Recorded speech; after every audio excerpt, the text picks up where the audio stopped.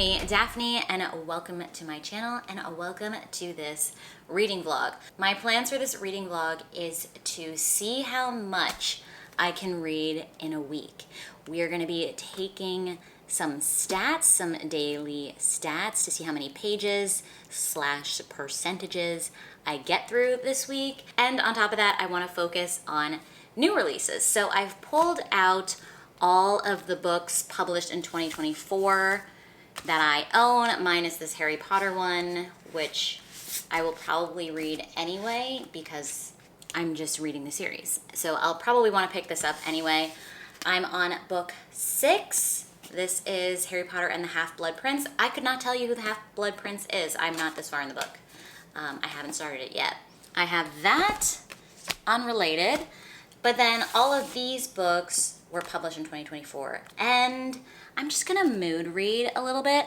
I'm in the middle of 2 other books actively right now, which aren't 2024 releases, but I will be reading them throughout this week, and we will be tracking my updates. Honestly, I was not planning on vlogging this week, but I read a book last night and it really truly forced my hand, and that book was this one here, Annibot. So we'll talk about this in a second. I'm gonna send you to Past Me on Wednesday. It's Thursday, August 15th right now. But before that, let me give you a baseline of where we're starting out for the week. All right, so as of yesterday, Wednesday, when this week is gonna start, I finished Annibot, which I'll tell you about in a second, and my past self will tell you when I was like midway through it. I'm also in the middle of Joyland by Stephen King. This is a kind of like a ghost story, I guess you could consider it. Honestly, I'm not that scared yet. I was a little spooked when they talked about the ghost for like a second. So we'll see how it goes. I'm listening to it exclusively via audio from the library. And as of Wednesday, yesterday, I was 42% of the way through, and I've been listening to it today while I've been going about my work and like just living. I'm at 50%. So we'll see how much I continue today. I will update you periodically. And then I'm also in the middle of the Succubus's Prize, which is a monster romance, like smutty novella from Katie Robert. And I'm on page 56, which is 32% of the way through as of yesterday. And I haven't read any of it today, but I'll probably read some tonight on my Kindle. I have that out from KU. So that's where I'm at for the week so far. This is a little disjointed because, again, my hand was forced last night and I was like, I need to vlog this book. And I've decided I'm gonna be doing a how much can I read in a week themed vlog to slot it into. Plus, like I said, including like new releases. So for new releases, I really want to mood read them. What am I in the mood for? I've been really wanting to read Ready or Not, but I don't know if I'm like super in the mood to read a book about pregnancy right now. I'm truly in the mood, of course, for the one that's at the very bottom. So let me try to get this out. So I am mostly in the mood for this one, The Ministry of Time. I don't know that much about it, except that there's like some kind of government program where people take historical people from the past and like rehabilitate them for the current time. Haley Pham really liked this, so I'm intrigued by it. And this is also written by a British Cambodian woman. So excited to add some more diversity to my TBR. So that's enough intro. Let me send you to Past Me reading Annibot, and then I'll give you my final thoughts when we come back. I decided on a whim to pick this book up.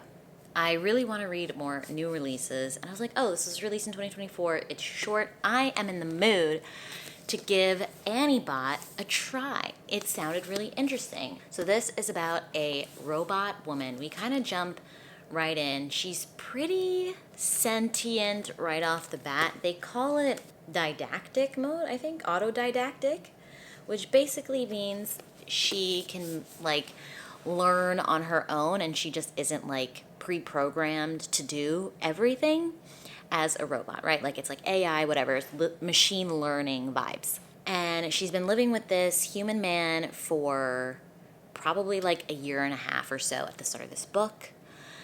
And oh my God, I'm emotionally so drained. The book is really good. It's really good. And it's consuming in the sense that I'm like stressed and I need it to be over. I just need her to be okay because things are not okay. So she was originally purchased because her human, Doug, was going through a divorce. He bought her as like an Abigail, which is basically a housemaid type robot, but then quickly changed her to a Cuddle Bunny, which is a sex robot. And now that she's didactic, like she is aware of what's going on, she like wants to keep him happy, but the way he treats her like isn't like blatantly abusive, you know, at least in the beginning. And like she's so nearly human, and people can recognize that these robots in this mode can be nearly human, and she's evolved at a faster pace than the average robot. Like there's a lot of them, like they sell them. It's a very like familiar premise with these robots, right? But for whatever reason, this one hits so differently because there's such a heavy focus on the relationship between her and, her name's Annie, obviously, between Annie and Doug, and how he like wants her to be his girlfriend, but also he doesn't treat her like a human and doesn't respect her as like a being with a mind and a will and like all this stuff. And like there are aspects of her that like don't make sense because she is programmed to please him. But like if she was a human, this would be so abusive. It's so abusive if she was a human. And it's so upsetting, and like the punishments he gives her, and like it's so short I can't tell you everything, but like oh my God, my heart breaks for her. It's like the microaggressions, okay? It's not like so violent, but it is so wrong at the same time, and my heart hurts so badly.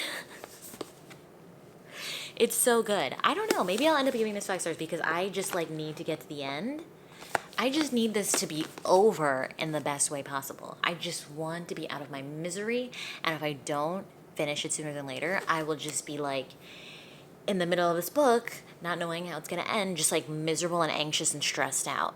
So hopefully I can finish this at least by tomorrow. This book really forced my hand to vlog because I had to talk to somebody about it, and that's why I love you guys. We can talk books. Let me know if you've read this and if it's hurting you and if it hurt you also. Hopefully it will be all right. There's no guarantees. Why am I so upset? I'm like genuinely so stressed the fuck out. Okay, I'm gonna keep reading this.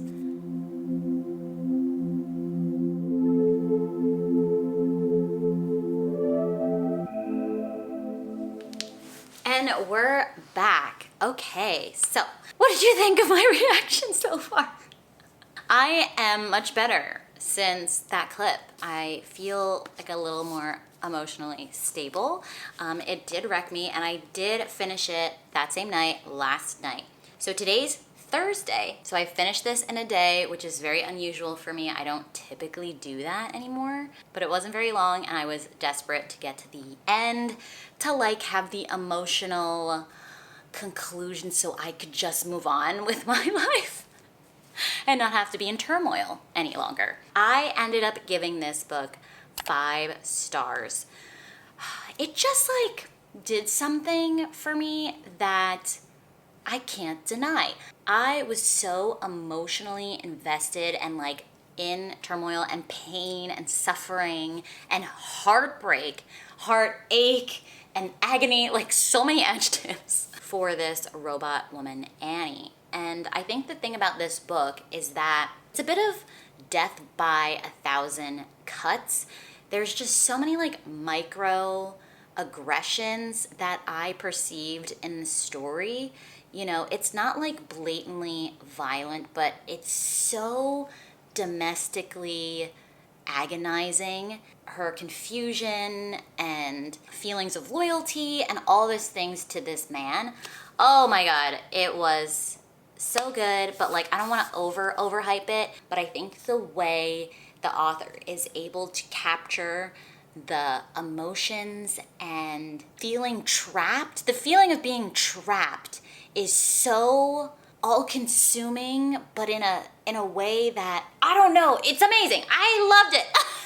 And it surprised the heck out of me. So I'm very happy to have read this. I want my friends to read this.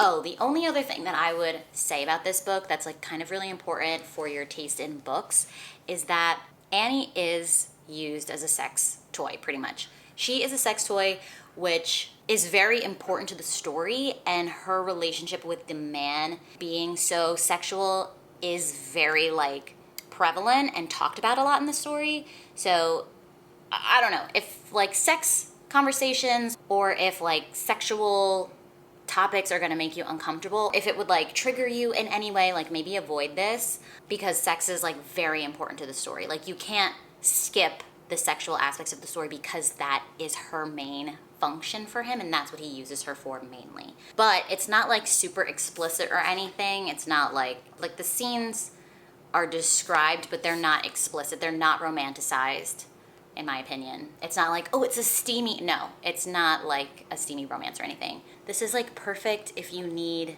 some man-hating time. If you need a man to hate, he's in here, okay? He represents aspects of men that are out there in the real world, you know? So, yeah, not that all men are bad. I love my husband. I love my guy friends. Like, there are amazing men out there for sure, but like, if you need a man to hate, Doug. Is that his name? Doug? What a name. So that's enough about this. Let's continue the vlog. We're starting with the Ministry of Time.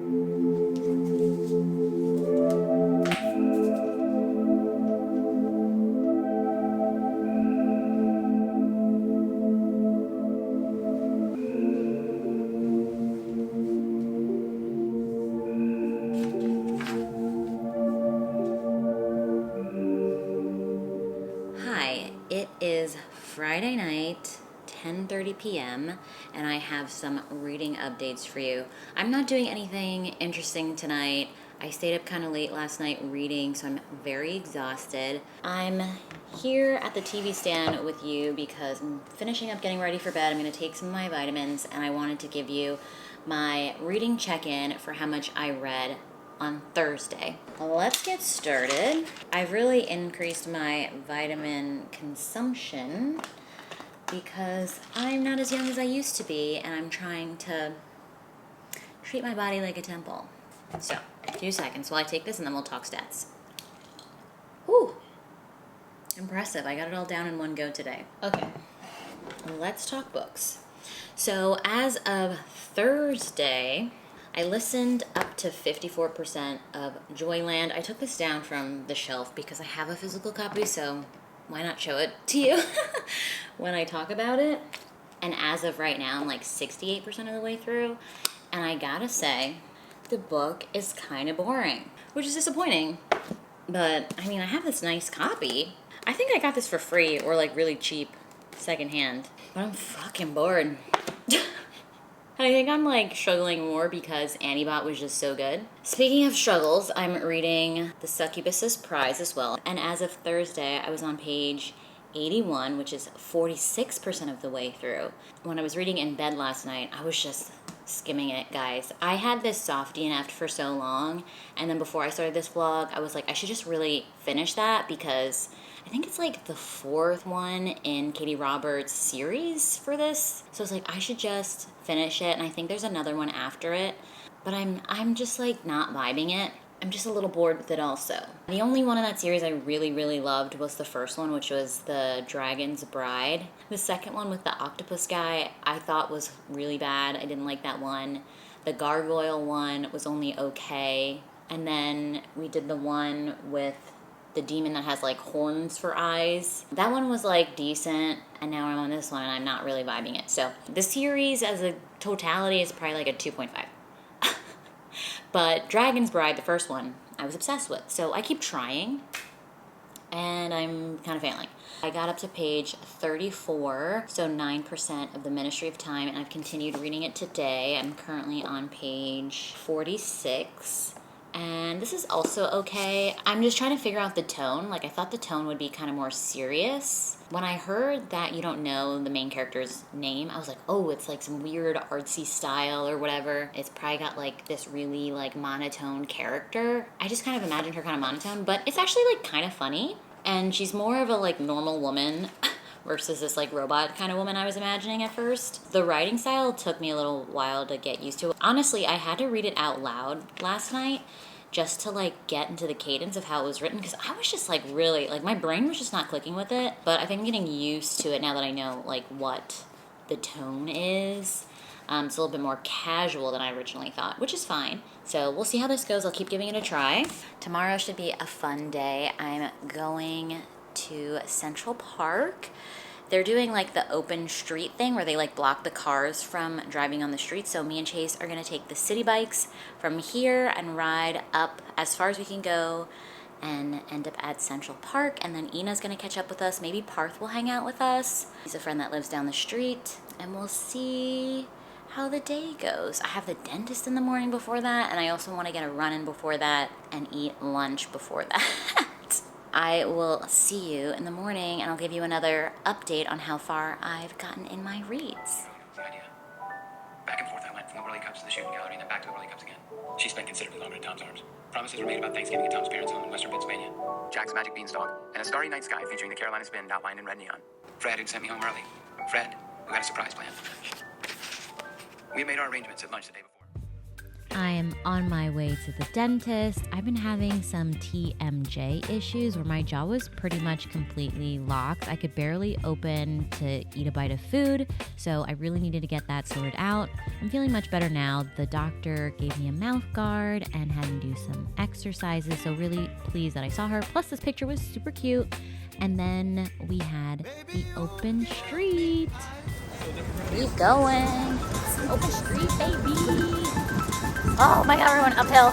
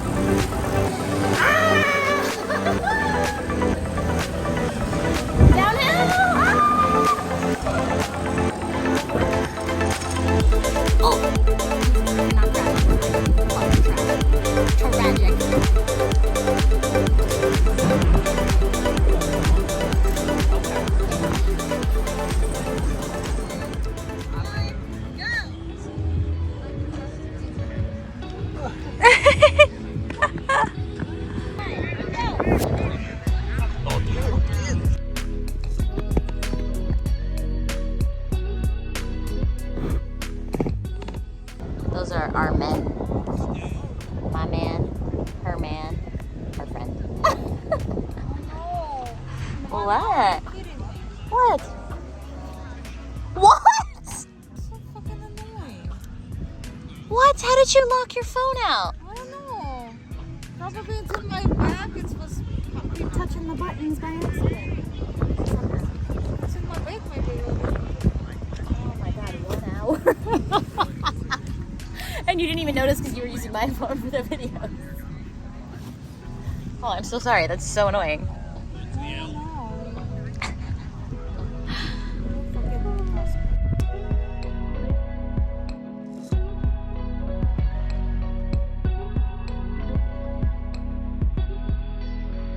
Hi, it is Saturday night. I had a fantastic day with Chase, Parth, Nick, and Ina.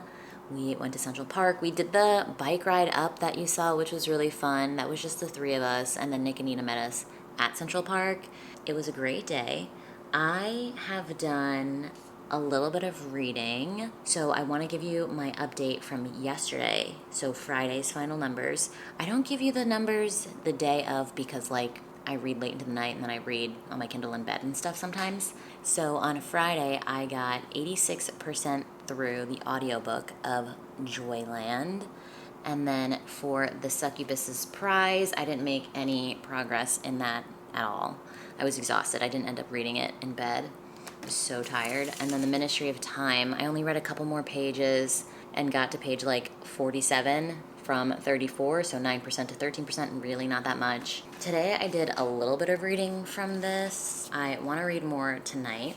I finished this audiobook during the day because as you saw, I got up to go to the dentist and then I sat on the couch while Chase was doing some work and listened to the audiobook and like went through the pages as I was going. So this is done now as of Saturday today. I ended up giving it 2 stars.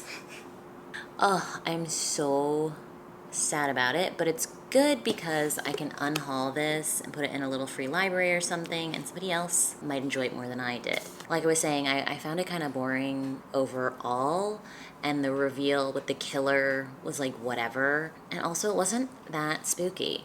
And I think Stephen King's books tend to have like this like magical kind of element to it, so I was expecting more of like, and I mean, I guess this did. So there was like a ghost, but it wasn't like super scary. Like it was barely mentioned, honestly, in like a supernatural way. And then there were 2 psychics that were like actually psychic. So that like kind of adds some magical realism, I guess, but like not in a way that was like actually that interesting. So I was just bored. Oh, and the stakes aren't super high because the way it's told, the narrator, who's the main character, is basically reflecting on his youth. So he's like, yeah, I'm like 60 now, but like when I was 21 and all this stuff happened, you know, so the stakes are really low. You know he'll be fine. Disappointing, but I gave it a try, and I do enjoy listening to audiobooks from the library, so that's cool. Maybe I'll pick up another audiobook. When I check my library loans, they're all like audiobooks. Also, I just woke up my phone. I have a new picture. I was like, Chase, I should take a picture for Instagram with my Kindle. The park, that would be cute. I was like, can you take a picture of me and Ina like just laying here because we were just cuddled up anyway, and I'm like, just make sure it's good. And he actually took some really fabulous pictures, so let me put it up here for you to see. I am obsessed with this picture. I can't stop looking at it. Ina looks like a supermodel. She's like the perfect facial expression, and I'm just an accessory to her, okay? But I think we look so cute together, so I made it my phone background. I think it's so cute. I'll force myself to finish the Succubus's prize. It's kind of a downer.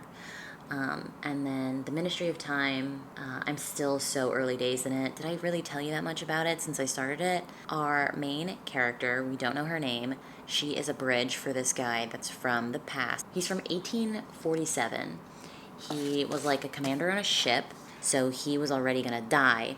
So the people from the future were like, he's a perfect candidate to take for our like time traveling department to like figure out how time travel works and like what kind of effects it has on the human body. So they snatched him and brought him to like 2024. And he's with our main character who's trying to like integrate him into the modern world. So yeah, he's struggling. He's like, it takes place in England and they're in London, and he's like, how many people live here in London? And she's like, 9 million. And he's just like, please don't tell me things like that anymore. He's like, that number is too big to comprehend. Like, like things like that blow his mind. So it's funny. And then he kind of also reflects on things that he's done that he feels ashamed of now with like modern view. So I'll give you another update tomorrow on how I did tonight. It's 10:08 right now. That's all for now. Hopefully the run tomorrow isn't horrible, and I will keep reading. I really need to like pick up the pace again. Hi friends. It's Monday, and I tried to give you an update yesterday, Sunday, on how things went on Saturday. But the mic wasn't miking. It should be miking right now. I've got you plugged in. So here's me trying to give you an update yesterday.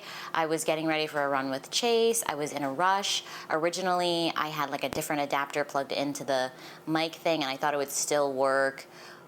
blah, blah, blah. It doesn't matter. Technical things, it didn't end up working, but I gave you updates on how my reading went for Saturday. I listened to the rest of Joyland and I completed that. And then also on Saturday, I decided to officially DNF the Succubus's prize. I was skimming it so hard, guys. I was spending like 1 second on a page. I was just like so absolutely uninterested and bored in this story. I didn't really feel the connection between the two main characters.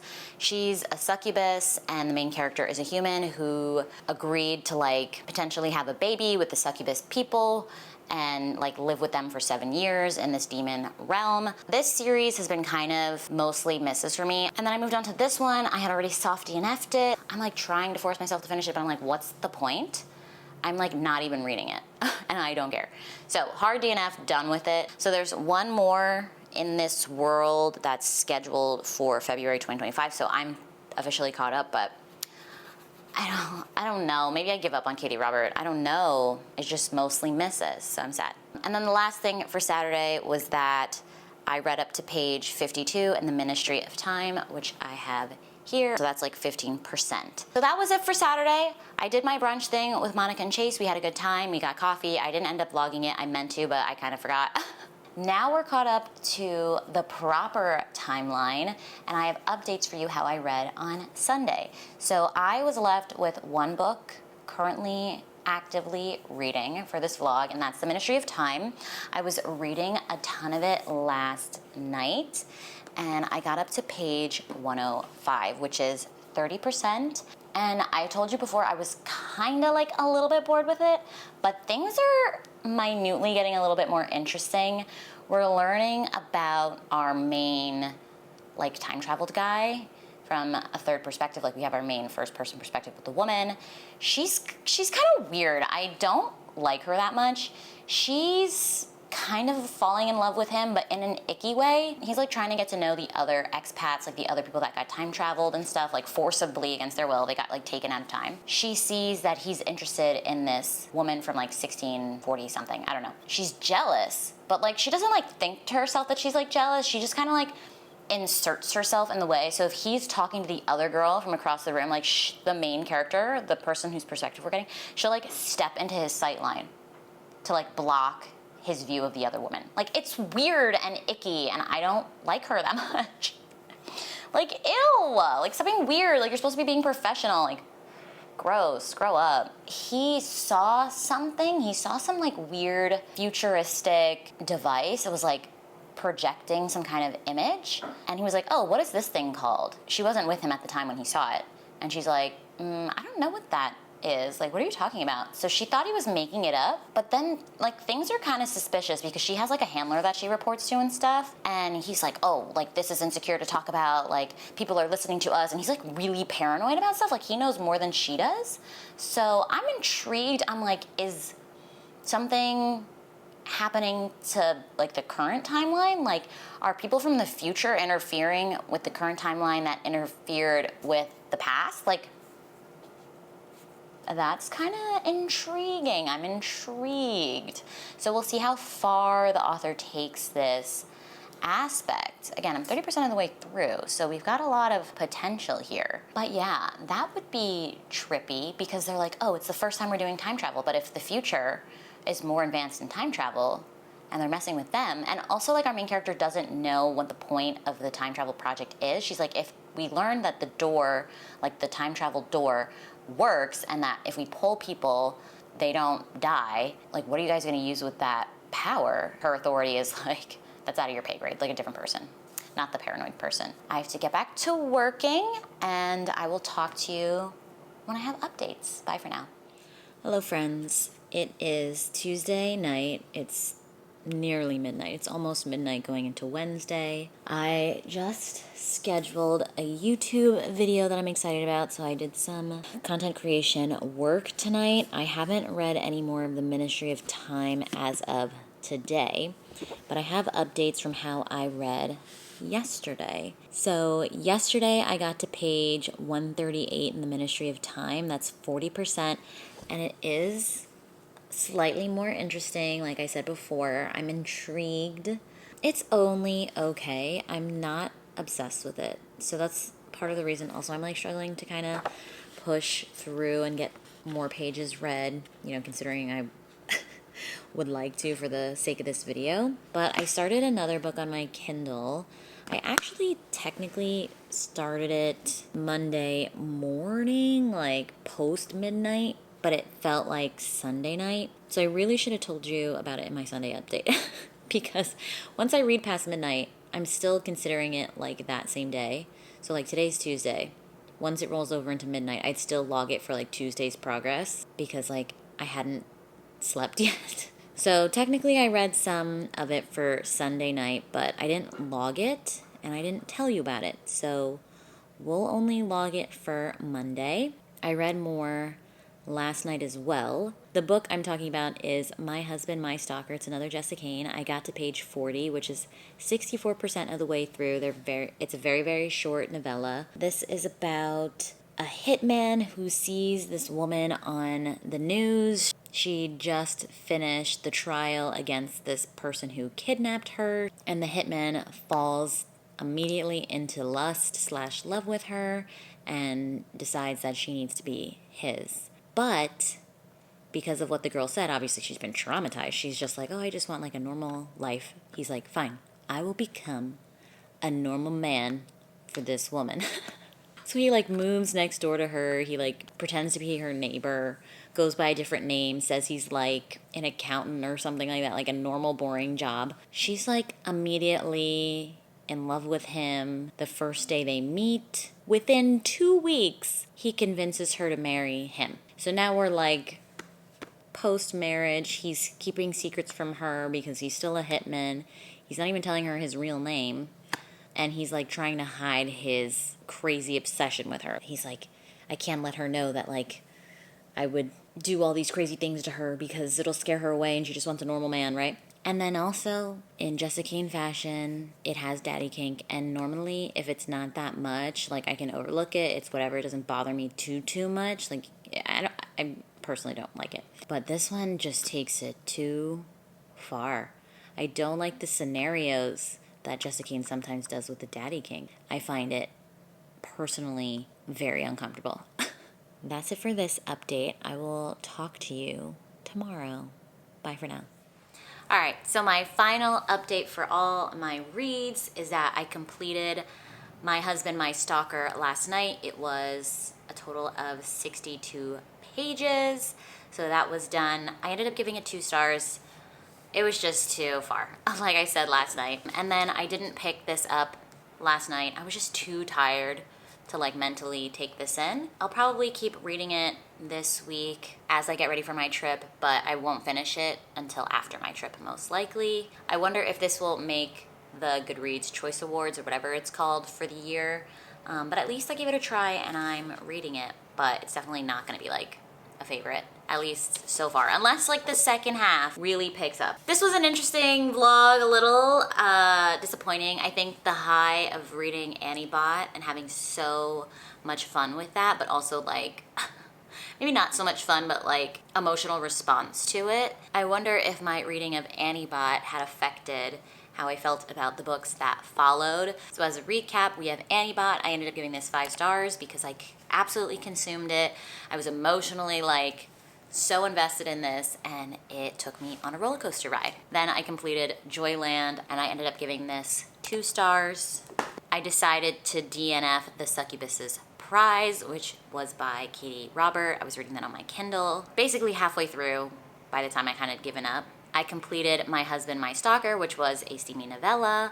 I gave that 2 stars. Then I got 138 pages through this. Not gonna DNF it, but just not gonna be able to finish it in this vlog. That's how I read this week. I gave it my best shot, even though we had some disappointments and flops. We started off on like a high, and then we crashed. Crashed and burned. But I hope you had fun hanging out with me nonetheless. I feel like I had a pretty decent week. Overall, we did some fun stuff and trying to live up in the summer as much as I can. Yeah, I'm just like so excited to go on my trip. I'm going to London and then Paris with my husband. It's our first Euro trip together and I'm very excited. I booked tickets for Moulin Rouge. We're gonna do the Eiffel Tower. I'm trying to buy tickets for the catacombs. I bought the Euro train tickets. I had to like validate those, so good thing I checked because they didn't actually give me the tickets. They just booked it. So that's good now. I bought tickets for Le Louvre, the museum. Chase has to update our business class flight tickets with my global entry, which I got. I did my interview last week and I got my card today. And we want to do some stuff in London, but like I'm letting Chase kind of lead London because I kind of took over the Paris itinerary. But we'll probably do like museums, we'll do spa, we'll run some of the days. Chase booked us a tasting at a Michelin star vegan restaurant in London, so super excited about that. Don't know what it's called, he didn't tell me that much, but I was like, wow, that sounds amazing. And yeah, we'll sort out the rest of the London aspects, but just do touristy things, just all the typical tourist stuff. So that's it for this vlog. I'm sure it's been super long, I'm so sorry, but I hope you had fun hanging out with me. If you did, please feel free to leave this video a thumbs up and subscribe down below if you haven't already. I would greatly appreciate it, and obviously it helps out my channel. And I will catch you in another video. Bye!